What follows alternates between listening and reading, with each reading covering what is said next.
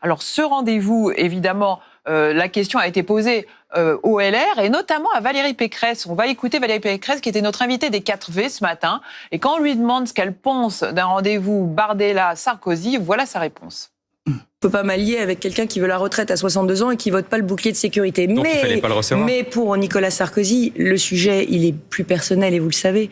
Je pense qu'il a été extrêmement meurtri personnellement, qu'on lui retire sa Légion d'honneur et qu'on le compare ainsi symboliquement au maréchal Pétain. Et j'avoue que cette comparaison avec le maréchal Pétain, elle est indigne.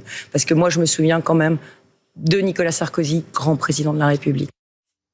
Alors effectivement, Nathalie, Valérie Pécresse fait référence à cette Légion d'honneur. Jordan Bardella aurait été le seul à défendre vraiment Nicolas Sarkozy en disant qu'effectivement, il avait été choqué par la décision d'exclure Nicolas Sarkozy de la Légion d'honneur. Je vous le rappelle, c'était dans le cadre des affaires judiciaires. Il n'était pas un choix du président de la République. Il n'a pas dit « je décide d'exclure ». C'était une procédure qui était quasi automatique d'exclusion en raison des condamnations et qui font quand même que si Emmanuel Macron a fait savoir qu'il était hostile au fait que Nicolas Sarkozy la perde, il disait ça, mais il savait très bien qu'il pouvait rien y faire. Donc, il y a eu effectivement à l'occasion de cette Légion d'honneur plusieurs nuances de gens qui disaient c'est automatique, mais c'est affligeant. D'autres disant il l'a eu au titre de ce qu'il a fait à certains moments et pas au titre de ce qu'il lui est reproché maintenant. Et celui qui est allé le plus loin, notamment en considérant que c'était indigne. Alors, en fait, le raccourci avec le maréchal Pétain, il n'a pas été fait pour le comparer. C'est simplement que la dernière fois que ça s'est produit, c'était lui. Mais c'est vrai qu'à l'oreille, et même intellectuellement, quand on voit un président de la République française et quand on dit c'est le premier après le maréchal Pétain, c'est quelque chose d'assez insupportable. Voilà. Et celui qui l'a défendu le plus, c'est Jordan Bardella.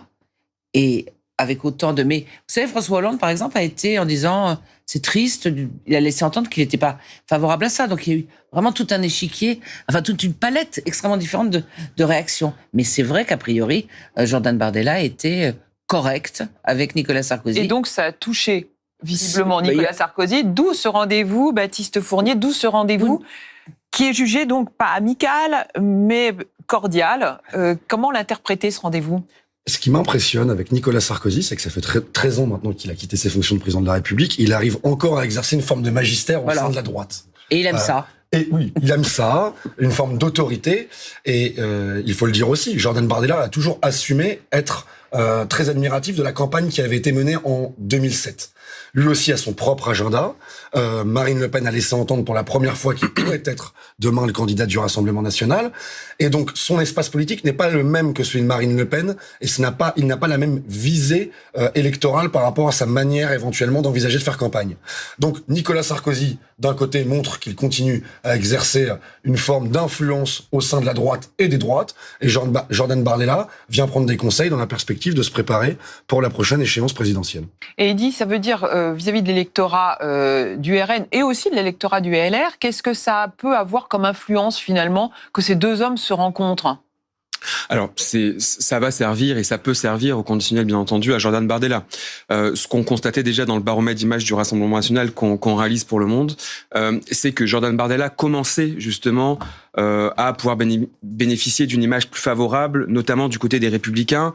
On sait qu'il parle de manière plus importante à l'électorat âgé, plus diplômé, plus CSP+, qui de fait est plus présent chez les Républicains qu'au Rassemblement national.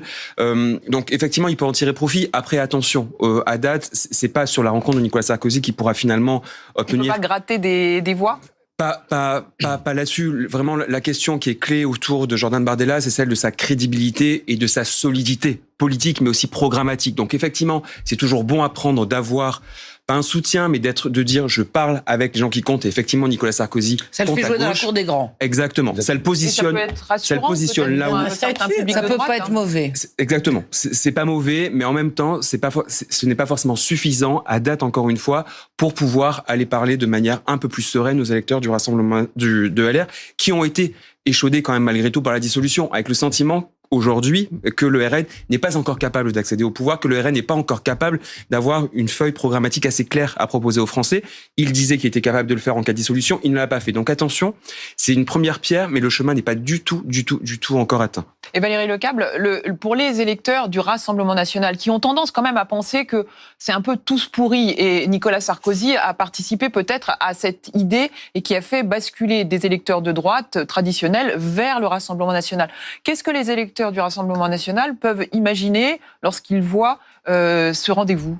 Écoutez, Nicolas Sarkozy, dans sa campagne électorale, était sur un positionnement où il voulait aller chercher les voix du Rassemblement national. Souvenez-vous, ça a été dans sa stratégie qui s'est révélée gagnante. Et d'ailleurs, Bruno Retailleau, qui est sur un positionnement proche et assez similaire, ministre de l'Intérieur, axé beaucoup sur la sécurité, sur les sujets d'immigration, etc., est aussi, lui, dans cette stratégie conforme, et il se parle souvent, il se voit souvent et il s'écoute souvent. Donc, si vous voulez, pour moi, ce que ça veut dire, en plus, je suis d'accord avec Nathalie, la raison principale, c'est cette histoire de Légion d'honneur. Mais une fois qu'on a dit ça, je pense que pour Bardella, l'avantage, c'est que ça l'adoube. Je ne pense pas que Nicolas Sarkozy aurait fait la même chose avec Marine Le Pen. Donc, ça veut dire, je suis plus présentable, je ne m'appelle pas Marine Le Pen, je suis sur un positionnement qui est compatible avec celui de Nicolas Sarkozy. Je ne suis pas le diable en personne, en tout cas, on va dire ça comme ça.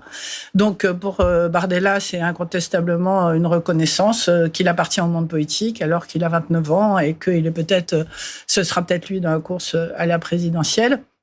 Et pour Nicolas Sarkozy, si jamais on y voyait un petit peu de malice, ça peut être aussi, écoute, on est copains, mais peut-être qu'on va te cannibaliser un petit peu, mon garçon. Voilà.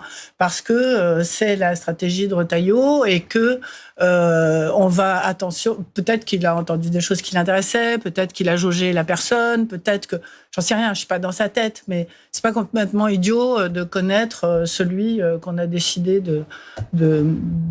parce que, ce qui est vrai, c'est que le RN, objectivement, avec la situation de Marine Le Pen et de Bardella, qui est quand même pas le candidat idéal, parce qu'il est trop jeune, parce qu'il n'a pas assez d'expérience, parce qu'il n'a jamais eu de responsabilité, ils sont gagnables. Enfin, je veux dire, le Rassemblement, ce n'est pas une certitude absolue que le Rassemblement national peut gagner.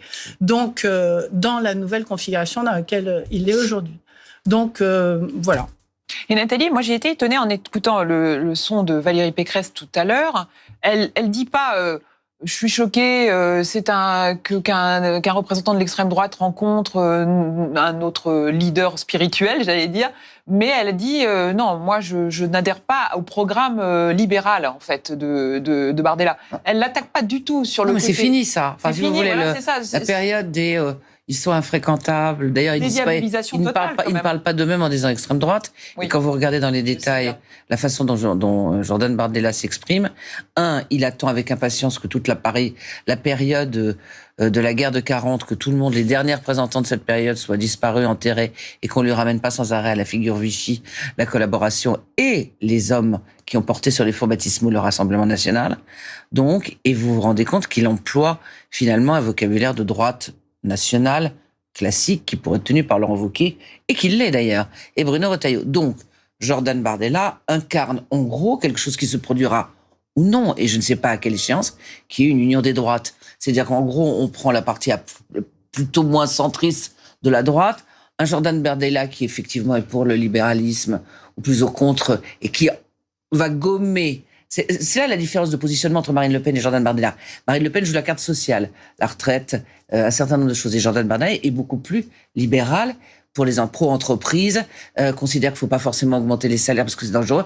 Bon, donc l'idée à terme que toute cette génération, que ce soit les Marion Maréchal, les Wauquiez, c'est pas la même génération parce que du côté du RN on est très très jeune, mais que tous ces gens-là, Retailleau, tout ça, ça travaille ensemble, c'est pas une aberration.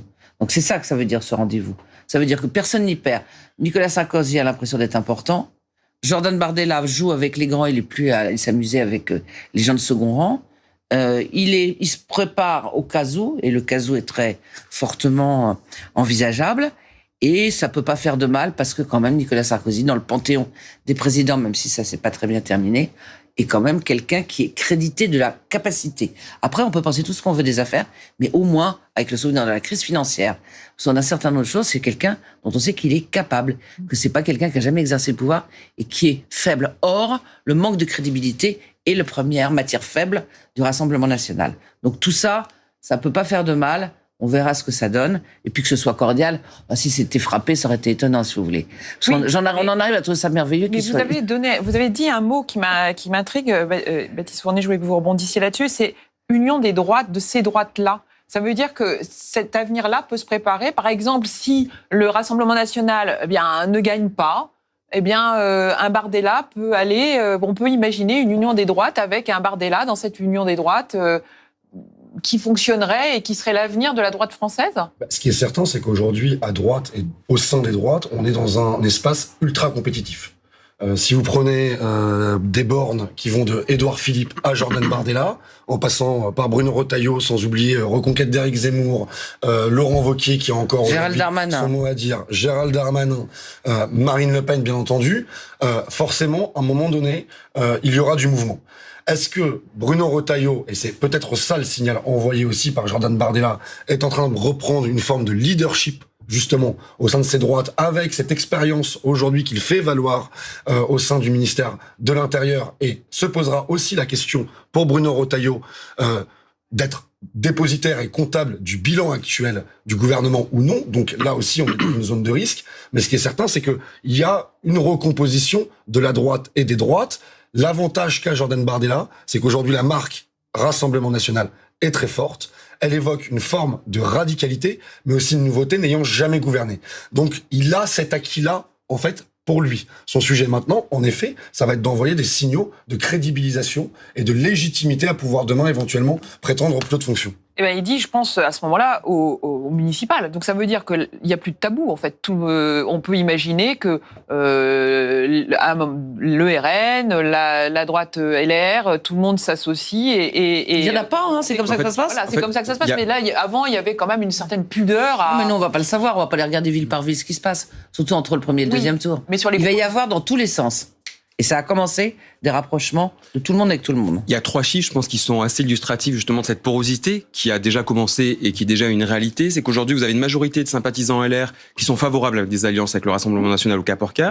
Vous avez 6 Français sympathisants LR sur 10 qui considèrent qu'aujourd'hui, le RN n'est plus un danger pour la démocratie. Et vous avez aussi 6 sympathisants LR sur 10 qui sont d'accord avec les idées du Rassemblement national. Donc, même quand on parle des idées, lorsqu'on parle du rapport à la démocratie, une partie majoritaire des sympathisants LR ont déjà basculé et sont plutôt en phase avec le Rassemblement national d'aujourd'hui. Donc c'est déjà une réalité dans l'opinion. Il n'y a pas de raison qu'à terme, à court et moyen terme, ce ne soit pas une réalité électorale.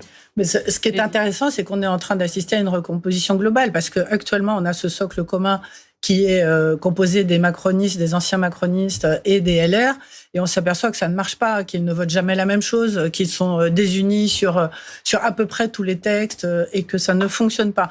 Et quand on dit en 2027 que restera-t-il du macronisme, il n'est pas du tout exclu que au sein du macronisme lui-même, une fracture se reproduise comme elle existait avant. C'est-à-dire que la droite retourne à droite et que si jamais ce camp des progressistes, je ne sais pas si vous avez lu l'interview de Pascal Canfin dans Le Monde hier qui appelle à une plateforme de tous les progressistes pour créer un programme ensemble, ça inclut Gabriel Attal, ça inclut Elisabeth Borne, et ces gens-là, lui dit-il, Raphaël Glucksmann bien sûr, et François Hollande, et ces gens-là lui ont tous dit oui avant qu'il ne lance sa plateforme. Il m'aurait pas dit oui, je ne l'aurais pas lancé.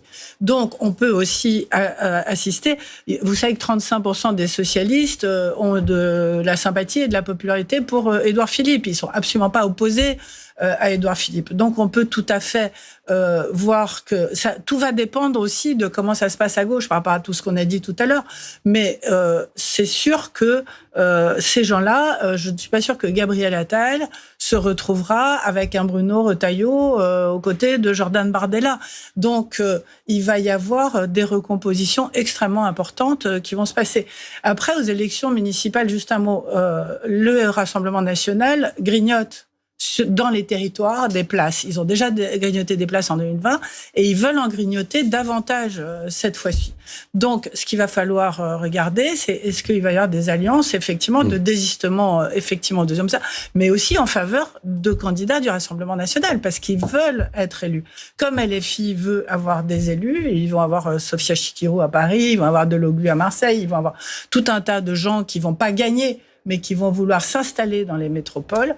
Donc tout On ça... risque de faire tomber les socialistes comme à Montpellier. Oui, exactement. Exactement. Donc, Et affaire à suivre. Et Affaire à suivre. un mot, On parce que ça me fait... continue en avançant. Alors allez-y. Non, mais ça me fait penser à la série Baron Noir, série politique connue certainement de vos téléspectateurs qui regardent ce type d'émission.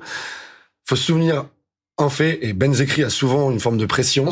L'auteur L'auteur de Baron Noir, ce qui est le RN dans la série, à un moment donné, soutient le parti, les Républicains ou l'UMP, et ça pourrait être le baiser de la mort au moment des municipales.